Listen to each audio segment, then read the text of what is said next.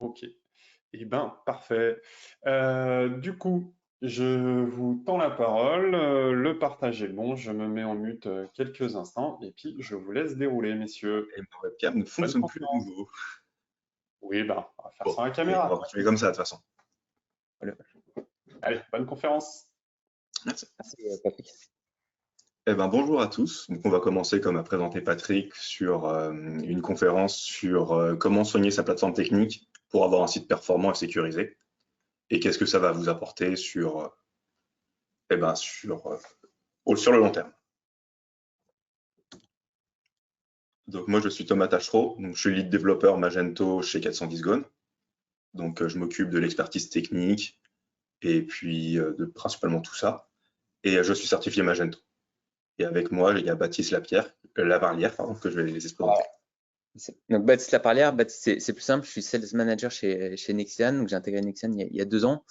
Et le plus important, donc, que fait Nexian? Nexian, c'est un hébergeur infogérant, donc sur mesure. Donc, on le fait depuis 2009. On est situé dans le nord de la France. Et on accompagne tout type d'entreprise, que ce soit sur leur e-shop, leur application en SaaS pour des éditeurs de logiciels ou même l'hébergement de leur site institutionnel. Ce qu'il faut savoir, c'est que Nexian possède ses propres serveurs et c'est situé dans les data centers français. Donc, tout est dans le nord de la France. Ça, c'est pour les questions qui reviennent régulièrement. Aujourd'hui, on va aborder tout le sujet autour du code, l'optimisation du code, la plateforme technique et les bonnes pratiques. Donc forcément, quand vous commencez une aventure e-commerce de e-commerçant, il y a des coûts qui sont identifiés. Donc ça, on va vous les exposer, ce que ça comporte. On va également vous parler des bonnes pratiques qui vous permettront de réduire ces coûts. Évidemment, la performance, question centrale, c'est l'objectif recherché. Donc on va vous faire un focus aussi sur comment atteindre cette performance par rapport à son site et son code et sa plateforme technique. Et enfin, on finira avec effectivement le focus, Patrick l'a dit, c'est le parent pauvre, l'hébergeur. Donc, qu'est-ce qu'un bon hébergement managé et qu'est-ce que peut apporter un bon hébergeur? Donc ça sera en fin de présentation. Et on va commencer tout de suite avec les coûts d'un e-commerce. Donc, quels sont les coûts à identifier? Donc, forcément, tout de suite, les coûts de développement. Donc, ça va être sur le développement du code, sa maintenance, les correctifs à apporter, l'ajout de nouvelles fonctionnalités, etc. Vous avez également aussi tout ce qui est coût de marketing, que ce soit sur du SEO, du SIA, de la publicité en dehors des Google Ads. L'hébergement, hyper important sur tout ce qui est vraiment plateforme technique, parce que derrière, avant tout, il y a un serveur ou plusieurs serveurs, une plateforme technique. Il faut aussi maintenir en condition opérationnelle cette plateforme, donc c'est plutôt l'infogérance, le support. Et il y a aussi vos coûts intrinsèques sur vos ressources. Donc concrètement, ça va être quels employés vous allez mettre sur ces projets-là, pour quel salaire, quels outils vous allez utiliser. Ça peut être les outils de BI, ça peut être Mailjet. Voilà, il y a plein d'outils. Donc tout ça, ce sont des coûts qu'il faut connaître, c'est des postes de coûts qui seront à venir. Et le but, ça va être de les maîtriser et de les réduire le plus possible afin d'en faire une aventure rentable avec un ROI très rapide. Donc tout de suite, comment réduire ses coûts tech et les premières bonnes pratiques avec le code. Et là, je laisse la main à Thomas. Voilà. Donc, quand on a un outil technique, donc un site e-commerce ou un site classique, on a toujours des développements à faire. Donc pour ça, il y a la loi des 80-20, donc le principe de Pareto qui s'applique. Quand on commence un projet, on va vraiment commencer par coder les fonctionnalités. Donc on code presque 80% des fonctionnalités au début du projet. Et ensuite, pour finaliser le projet, on va coder le reste des fonctionnalités, donc les 20% restants, et on va avoir beaucoup de correctifs, d'ajustements à faire et d'allers-retours pour correspondre à 100% aux besoins finaux. Donc le but pour réduire les coûts tech, c'est le mieux on code les fonctionnalités initialement, le moins on aura de correctifs et d'ajustements à faire. Donc un code propre et bien codé permet de diminuer les correctifs et les ajustements qui vont ralentir la fin du projet et bousculer ou retarder la mise en ligne. Je passe à la slide d'après, s'il te plaît. Voilà. Donc là, sur cette slide, qui va peut-être être la plus technique qu'on va voir dans la présentation, j'ai mis 2 bouts de code qui font exactement la même chose. Le but, c'est de récupérer des produits et leur prix associé. Donc, ces 2 fonctions. Celle à gauche, elle va être mal nommée ou pas assez bien nommée et non typée, et celle de droite qui va être beaucoup plus propre, va avoir des variables et des noms plus longs, être typés, et on va retrouver assez facilement en la lisant à quoi correspond chaque objet. On commence, on a une fonction getProductArrayPriceById qui va récupérer en entrée un tableau de numéros de produits. Et on voit automatiquement juste à la fin de la ligne droite que ça va nous retourner un tableau. On définit des variables, ProductPriceById, qui est un tableau, qui nous servira plus tard à stocker les prix. On récupère les produits grâce à ProductCollectionById, en lui passant les ID des produits, on va mettre ça dans une variable qu'on appelle ProductCollection, donc une liste de produits. On boucle sur chaque produit, et à ce moment-là, on récupère le prix et le numéro associé au produit qu'on stocke dans un tableau, et à la fin, on retourne ça. Donc ça, c'est le code de gauche qui est facile à relire. Si je code ça aujourd'hui, et un mois plus tard, je reprends et je vais relire mon code, c'est assez facile, on sait de quoi on parle. La partie de gauche, quelque chose qui s'appelle $P, on n'est pas sûr à quoi ça correspond. Quelque chose $return, on ne sait pas exactement ce qui est retourné. Donc l'avantage de faire du code propre et bien nommé, ce sera beaucoup plus facile à relire et il y aura moins de fautes par inattention. Tu peux passer à la slide d'après. Donc maintenant qu'on a appris à faire du code propre, qui est facile à relire, eh ben, faut faire ça dans le cadre de notre framework, donc de l'outil qu'on utilise. Soit du e-commerce, on pourrait être sur du Magento, du PrestaShop, du Silus, du WooCommerce ou plein d'autres outils. Donc faire du code propre, ça permet facilement, ça permet aux développeurs qu'ils soient plus faciles à reprendre, à maintenir et à mettre à jour. Donc on va mettre moins de temps pour se replonger dans le projet. Et un nouveau développeur qui arrive sur le projet, s'il connaît déjà les normes, ça sera plus simple pour lui de se remettre dans le projet et il sera déjà familier avec la façon de faire. Si on a un problème, on peut se référencer à la documentation et ça sera simple à appliquer. On aura juste à suivre la documentation. Si on récupère des modules ou des plugins d'autres éditeurs, on aura moins de conflits si on a fait les choses dans les normes. Ça évitera des problèmes et des temps de développement plus longs. Et pour faciliter ces choses-là, il y a plusieurs solutions. Le premier, c'est d'avoir des développeurs formés, donc qui soient formés à l'outil ou au framework. La seconde, c'est d'avoir des experts en interne ou en externe qu'on utilise pour bien suivre les normes et avoir des recommandations. Et faire des revues de code en interne, c'est-à-dire que tout le code est revu par d'autres développeurs pour s'assurer qu'on n'ait pas laissé passer de coquilles ou des petites erreurs.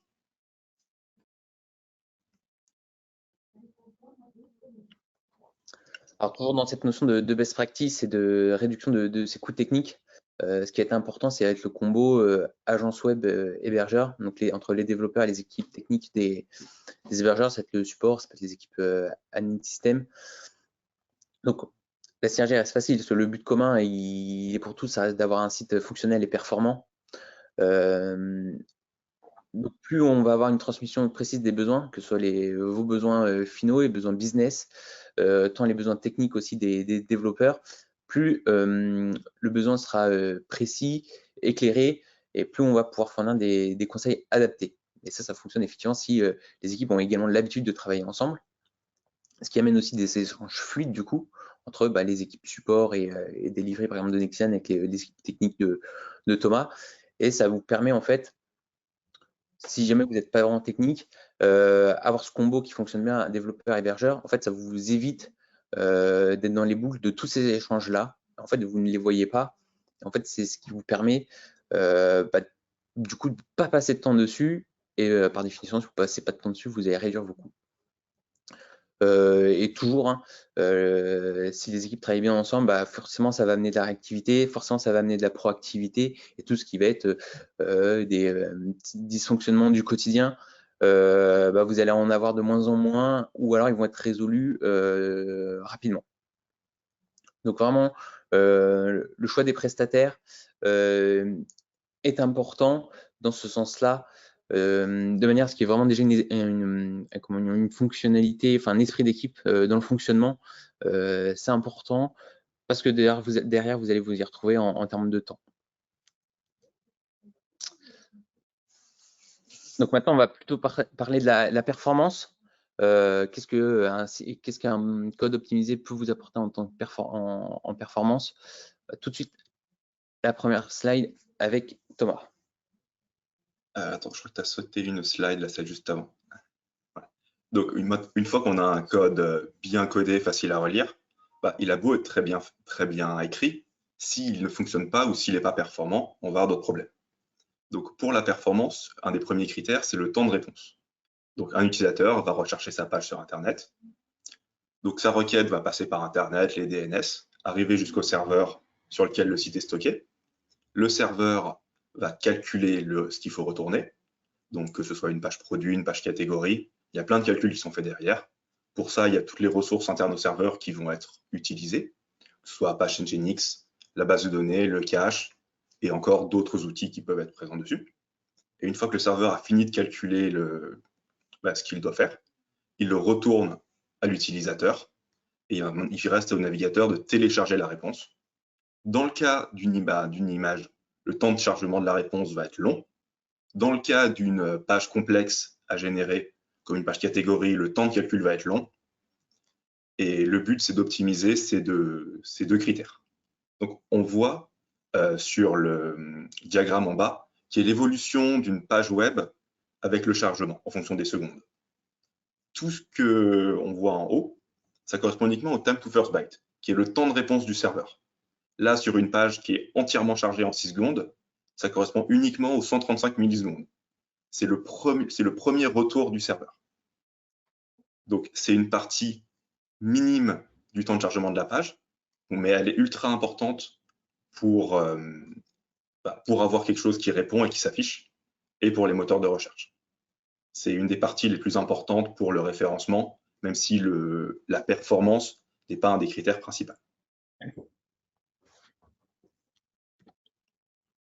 Donc, on a parlé un petit peu de temps de calcul sur le serveur, mais maintenant, on va parler un peu de la taille des ressources. Donc, ce qui va être plutôt pour le téléchargement pour récupérer. Les données qui vont être le plus lourdes à ce niveau-là vont être les images, les fichiers JavaScript et CSS, pour vraiment l'affichage.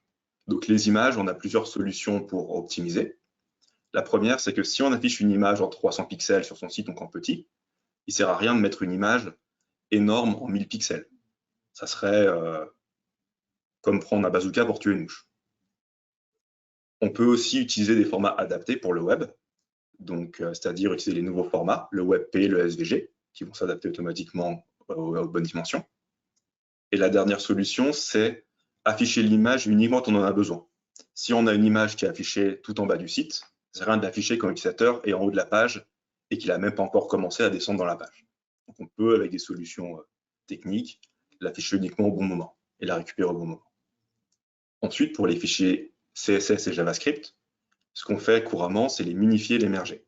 C'est-à-dire qu'on va prendre tous les fichiers, on va les mettre bout à bout, et on va enlever les espaces et tout ce qui ne sert à rien. Ce qui fait que ce sera beaucoup plus rapide et facile à télécharger et à comprendre pour le navigateur. Une fois qu'on a optimisé ces parties-là, on peut utiliser un CDN. Donc un CDN, c'est une sorte de serveur qu'on va retrouver. C'est un serveur autre que celui qu'on utilise. On peut en avoir plusieurs. Par exemple, si j'ai un client qui est aux États-Unis et mon serveur normal est en France, à chaque requête qu'il fait, les requêtes vont traverser l'Atlantique, être calculées et retourner. Si on veut éviter ces calculs et ces délais de transfert pour les images, on peut avoir un serveur, donc un CDN aux États-Unis spécialisé pour les images, donc pour éviter les transferts non nécessaires et sur des grandes distances. Un autre avantage des CDN, c'est qu'ils permettent d'optimiser à la volée les images, de passer d'une image JPEG au format WebP en automatique, et ils vont avoir une mécanique de cache si l'image a déjà été récupérée par un autre client. Et on verra un peu plus les CDN plus tard, avec Baptiste. Exactement.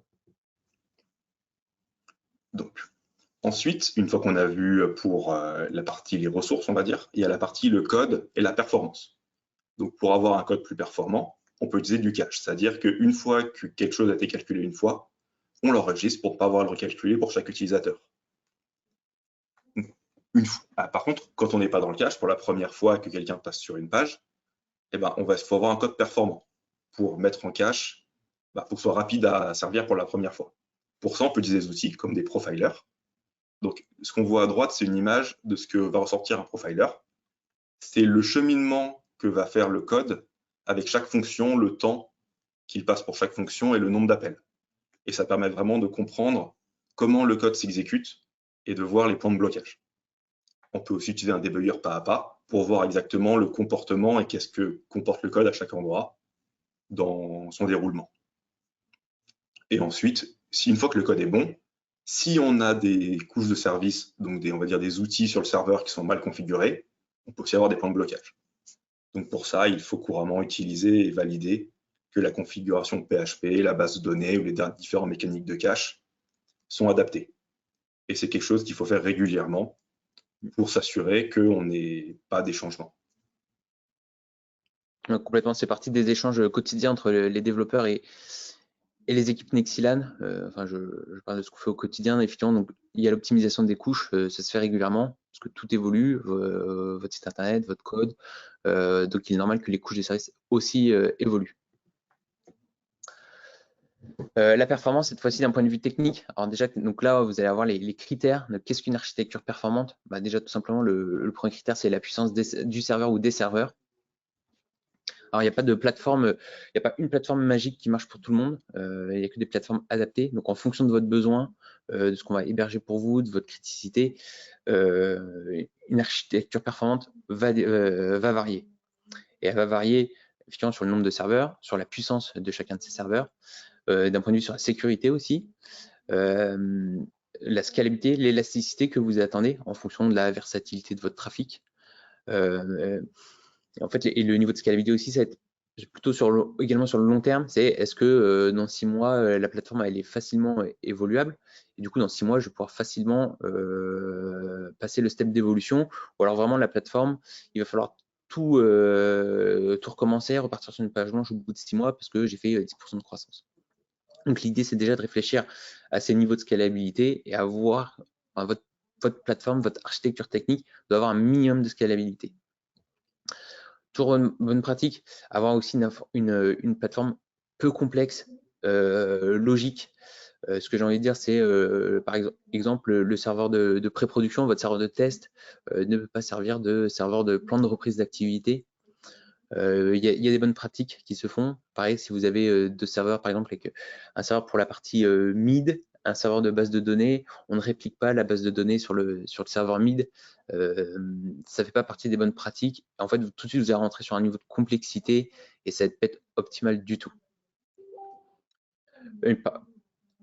Également, le plus important, finalement, pour un hébergeur sur lequel on est jugé, ça va être l'uptime qu'on va pouvoir garantir au client. Donc, quel uptime vous attendez? Donc, un taux de disponibilité de votre site internet, de la plateforme. Ça va être souvent, c'est 99,9%. On peut aller plus loin si jamais la moindre minute de coupure n'est pas supportée. C'est là, à ce moment-là, qu'on va pouvoir commencer à ajouter des serveurs de façon à ne pas supporter la panne. Tout ça, effectivement, ça a un coût, mais si vous avez bien identifié vos besoins, le coût associé à votre plateforme, il sera le miroir des critères que vous avez juste au-dessus. Donc là, à gauche, vous voyez, c'est un exemple de plateforme. Donc, si vous avez ce type de plateforme, c'est déjà un site e-shop relativement important. Et on voit déjà les différentes couches évoquées par Thomas juste avant, avec le varnish, le PHP, les Redis, la base de données et avec sa réplication et bien évidemment le stockage. Donc, les critères d'une architecture performante, c'est les critères qu'on voit, la puissance, sécurité et l'élasticité, l'uptime garantie. Donc, on va rentrer dans le vif du sujet pour l'hébergement managé. Donc, qu'est-ce qu'un bon hébergement managé? C'est avant tout une plateforme technique adaptée. Chaque e-commerçant est différent, on a tous des niveaux d'attente, de performance qui est différent, des catalogues qui sont différents. Donc, pour chaque e-commerçant, avoir une plateforme adaptée, c'est se poser des questions sur quel est mon trafic, quels sont les pics de trafic que j'observe durant l'année, quel est mon catalogue, combien j'ai de références, combien j'ai de photos associées à chacune des références, est-ce que j'ai des déclinaisons, est-ce que mes photos sont en Ultra HD, est-ce que j'ai des vidéos également. Il faut se poser aussi la question de votre chiffre d'affaires, du niveau de commande que vous passez à l'heure, à la journée, à la semaine. Il faut aussi, j'ai parlé de scalabilité juste avant, mais il faut aussi envisager tout ce qui est votre croissance. Quelle croissance je vais faire dans X mois, dans X semaines, dans X années. Et en fait, ça va permettre déjà de de poser les bases de l'élasticité de votre plateforme, à quel niveau de scalabilité doit-on apporter dès le début, de façon à ce que je puisse déjà identifier les steps d'évolution, mais également du coup commencer à faire un business plan sur quelle sera ma prochaine évolution, quand est-ce que ça sera et à quel coût. Bien évidemment, le CMS, la plateforme peut être différente en fonction d'un Magento ou d'un PrestaShop ou d'un Silus. Pareil sur les politiques de sécurité. En fonction de votre sensibilité, on va pouvoir sécuriser votre plateforme avec plus ou moins d'éléments. Pareil pour la performance, c'est central. Donc, en fonction de la performance attendue, on va pouvoir déclencher plusieurs outils dont je vais vous parler juste après. Il faut également identifier tout ce qui est opération commerciale et marketing que vous allez faire. Vous investissez beaucoup dans de la campagne d'emailing ou autre, mais il faut s'assurer que tout le trafic que vous allez faire venir sur votre site internet pour montrer votre catalogue, pour faire des achats, il faut s'assurer que votre plateforme technique puisse tenir le coup. Donc, c'est avoir une plateforme qui va pouvoir vous accompagner sur vos opérations de solde, de Black Friday, les passages TV qui fournissent énormément de pics d'audience. Donc, c'est là où la plateforme est stratégique quelque part. Elle doit être votre business partenaire sur cet instant T pour absorber l'audience que vous avez été chercher avec votre communication. Et maintenant, la plateforme doit être résiliente, adaptée, performante pour maintenant concrétiser et convertir votre opération commerciale. Donc, une plateforme technique adaptée, ça reprend tous ces critères-là. Identifiez ces critères-là, posez-vous les questions et vous aurez une plateforme adaptée qui sera parfaite pour conduire votre performance commerciale. Donc là, on a vu la partie hardware, finalement, la plateforme technique, mais il y a aussi tout ce qui va être la partie run, la maintenance en conditions opérationnelles. Donc tout d'abord, ça commence par un monitoring qui est adapté en fonction de ce que vous allez suivre. Donc c'est-à-dire que tous les serveurs sont monitorés, on va pouvoir capter tout ce qui va être charge du CPU, de la RAM, de l'espace disque, la température du serveur. En fait, tout ça, ça va vous permettre, si vous monitorez, ça va vous permettre d'être alerté en cas de pic de trafic, par exemple. Si votre site se fait crawler par un bot, en fait, nous, on est alerté et on peut blacklister l'adresse IP. Donc, c'est pour ça l'importance d'un monitoring. Les sauvegardes, sujet quotidien, mais ultra important. Et finalement, donc, nous, on réalise des sauvegardes quotidiennes. C'est la bonne pratique. Je vous encourage à réaliser vraiment les sauvegardes quotidiennes et surtout de stocker les sauvegardes sur un autre lieu physique, sur un autre data center. On ne sauvegarde pas, on met pas la sauvegarde sur le serveur ou sur le même data center. Ça va vous permettre, surtout en cas par exemple d'incident majeur, un incendie ou autre sur le data center physique, mais c'est d'avoir une sauvegarde de votre site à 24 heures disponible ailleurs. Donc vous perdez que 24 heures de données au maximum. Donc c'est vraiment la bonne pratique, l'hébergement de l'infogérance, la sauvegarde quotidienne. L'infogérance aussi, la mise à jour des patchs de sécurité sur les OS. C'est aussi l'optimisation des configurations, ce qui est de MySQL, PHP, Varnish, on a parlé juste avant avec Thomas. Votre code évolue, votre site évolue, donc effectivement, il y a des configurations qui doivent être mises à jour, optimisées au fur et à mesure. Ça fait partie des échanges entre les développeurs et les hébergeurs. L'infogérance aussi de vous assurer que si jamais en cas d'incident, il y a une garantie de temps d'intervention et une garantie de temps de résolution qui est adaptée. Si jamais vous avez un site commerce ultra critique, si vous avez un volume d'affaires qui est ultra important, faites en sorte que la garantie de temps d'intervention soit le plus minime de la part de votre hébergeur. Pareil pour la résolution. Et enfin, et aussi le plus important, c'est l'accompagnement au quotidien, c'est avoir un support technique qui est disponible, réactif, que ce soit par un système de tickets ou par téléphone. Donc posez-vous aussi la question du support technique, ça reste important. Il faut que vous puissiez contacter votre hébergeur pour vous accompagner sur toutes vos questions du quotidien, sur une restauration de sauvegarde, sur des conseils sur l'optimisation de la performance, etc. Le support technique doit être disponible. Donc, ce que peut apporter un bon hébergeur, en plus d'une plateforme adaptée et d'un accompagnement complet, c'est de vous accompagner et d'aller plus loin sur les aspects de performance et de sécurité. Alors, performance, c'est central. Donc là, on reparle tout de suite, le premier outil, c'est le CDN, le Content Delivery Network. Ça va vous permettre, en fait, c'est un outil supplémentaire qui vous permet de mettre des éléments de votre site sur tout un réseau de serveurs à travers le monde. et de charger, d'uniformiser un peu vos temps de chargement, vos temps de navigation, que votre user soit en Afrique du Sud, au Brésil ou aux États-Unis. C'est un outil qui est important, qui a vraiment son utilité, que nous on recommande systématiquement, même si vous faites du franco-français, parce qu'il apporte d'autres choses. Il vous apporte aussi le fait de mettre vos éléments sur ce serveur, ça vous permet aussi de soulager l'architecture principale. Donc vous n'avez pas besoin, donc le step d'évolution de votre plateforme, l'ajout de ressources ou de serveurs, va se faire plus loin dans le temps. Il vous permet aussi d'être, il y a un aspect de sécurité derrière. Votre architecture principale est cachée derrière tout ce réseau de serveurs, du CDN, ce qui vous permet d'être moins exposé. Donc le CDN, ça a vraiment son utilité, on le recommande systématiquement, et encore plus quand vous allez passer votre objectif à l'international. Donc c'est aussi dans la conférence de cet après-midi, mais le CDN, ça a vraiment son utilité en termes de performance.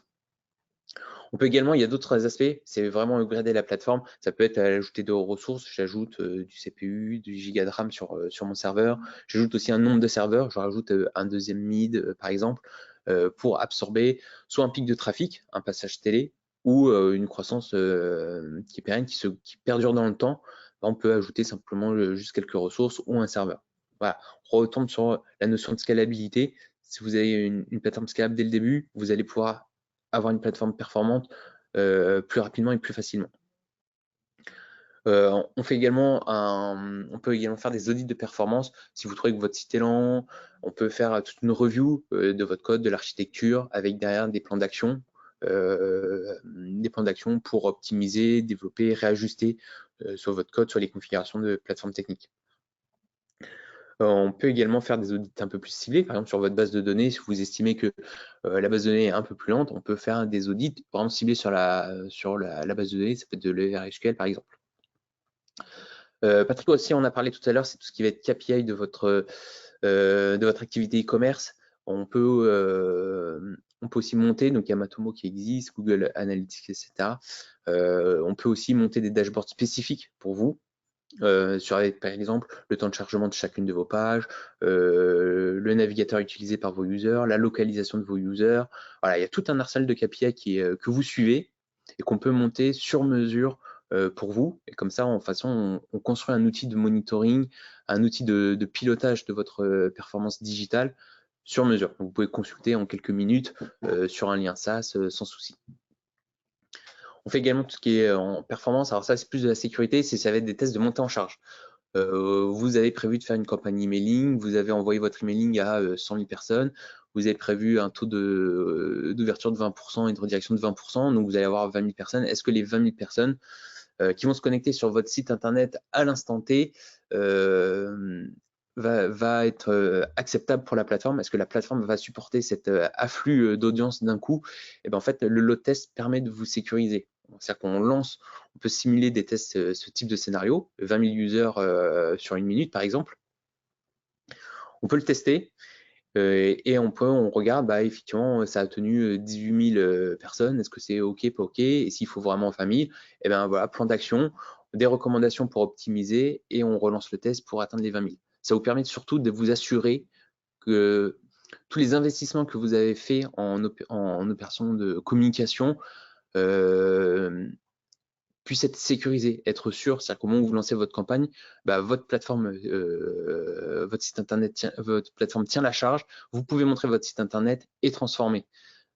Si jamais vous ne vous assurez pas de ça, que votre plateforme est saturée par cet afflux soudain, en fait, vous allez plutôt générer une expérience déceptive pour vos clients. Parce que vous n'aurez pas montré votre catalogue, vous n'aurez pas non plus, vous aurez investi finalement dans une opération de communication pour rien quelque part. Donc vraiment, le load test, c'est la garantie avant toute opération de communication et commerciale. Le DevOps, alors ça, c'est plutôt vraiment côté développeur, c'est si vous avez une façon particulière de pousser, de déployer votre code, on peut vous accompagner pour optimiser ce processus-là de façon à vous faire gagner du temps lorsque vous faites une mise à jour, une mise en production de nouvelles fonctionnalités de votre code. Ça, c'est des choses qu'on peut faire avec les développeurs. Donc voilà pour toute la partie performance. Il y a aussi tout un aspect sécurité.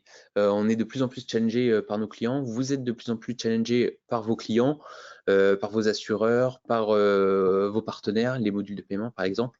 Donc il y a tout un tas d'outils, tout un arsenal d'outils qui est disponible, qu'on peut mettre en place, que le hébergeur peut vous proposer de façon à avoir une plateforme sécurisée et un site sécurisé. Donc ça peut commencer par le Web Application Firewall, qui a un système de filtre supplémentaire par rapport au firewall. On peut proposer de l'antivirus, de l'anti-malware. On peut également vous accompagner sur des prestations un peu plus ponctuelles. Par exemple, le scan de vulnérabilité, c'est souvent demandé par les opérateurs de paiement, PayPal, etc. On peut également faire si vous êtes vraiment on peut également faire des tests d'intrusion, des pen tests. On peut également faire du phishing. C'est s'assurer par exemple que l'identité de votre site n'est pas usurpée, de façon à ce que personne ne puisse envoyer par exemple un email en votre nom, faire atterrir le client sur une page qui ressemble à la vôtre et qui va finalement voler l'identité bancaire de vos clients. Donc le phishing, c'est un outil de prévention qui vous permet d'éviter ce genre d'usurpation d'identité. Et enfin, comme pour les audits de performance, on peut faire des audits de sécurité sur l'ensemble de votre site. Et pareil, donc on va amener à avoir des recommandations, soit sur la mise à jour de pages de sécurité, sur la mise en place d'outils d'antivirus, d'anti-malware, etc. Donc ce sont les deux aspects performance sécurité qu'un bon hébergeur doit vous proposer pour vous accompagner sur votre croissance, de façon à ce que votre plateforme, votre aventure digitale soit de plus en plus fournie, outillée et que vous puissiez performer.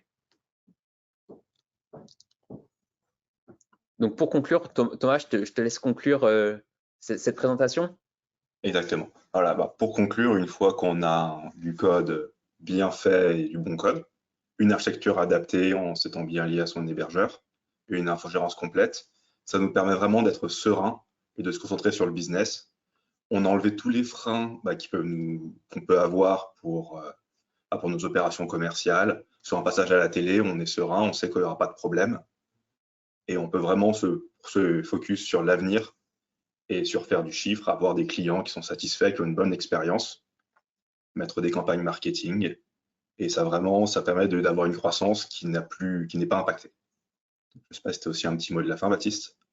Ouais, complètement. En fait, si vous avez le bon code optimisé, la bonne architecture et l'accompagnement, l'infogence qui est adapté, qui est complet, en fait, c'est-à-dire que vous êtes déjà très bien outillé et vraiment, il ne vous reste plus qu'à vous concentrer sur votre cœur d'activité, sur votre performance commerciale.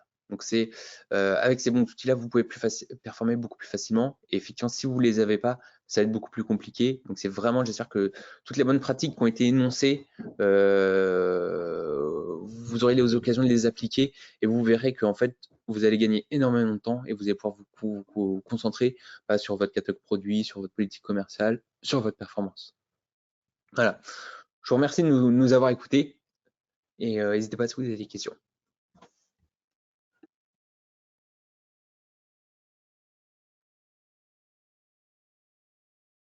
Alors, si j'avais des questions, Baptiste, je te laisse les lire. Moi, j'ai pas accès aux questions. J'ai l'impression qu'il y a un petit problème technique de mon côté. D'accord. Yes.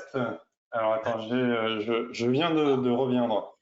Alors, sur un thème classique PrestaShop, comment retirer les éléments non pertinents du CSS? Est-ce intéressant de le faire pour une question de rapidité? Voilà. Alors, pour toute la partie PrestaShop, ça sera principalement dans la conférence PrestaShop qui aura plus tard dans l'après-midi, mais c'est toujours important d'avoir uniquement le nécessaire sur le site. Après, c'est des petites parties. Enfin, tout dépend En général, il y a déjà beaucoup d'améliorations à faire avant d'aller enlever les petits bouts de CSS qu'il peut y avoir qui ne seraient pas utilisés. Yes, c'est un peu ce qu'on a dit déjà plusieurs fois depuis ce matin, c'est qu'il ne faut pas vouloir faire du jusqu'au boutisme en fait sur la partie web perf. C'est cocher les cases des Core Web Vitals, en soi ça sert à rien. Est-ce qu'il y a un sentiment de lenteur sur le site qui vient freiner la conversion? Ça, c'est une vraie bonne question. Voilà, c'est ça, et puis y compris avec le diagramme que tu mettais.